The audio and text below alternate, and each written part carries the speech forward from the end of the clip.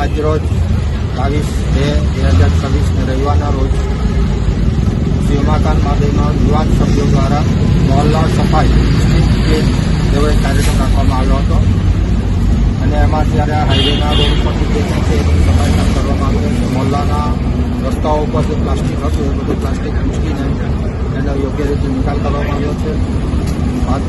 ઝાડપાનના જે બધા સૂકા પડેલા હતા એ બધું પણ ઉચકીને વ્યવસ્થિત રીતે એનો યોગ્ય નિકાલ કરવામાં આવ્યો છે. આપણું ઘર સ્વચ્છ રાખીએ તો આંગણ પણ સ્વચ્છ રહેશે. આંગણ સ્વચ્છ રાખવું તો મોહલ્લો સ્વચ્છ થશે અને મોહલ્લો સ્વચ્છ રાખીશું તો ગામ સફાઈ થઈ જશે.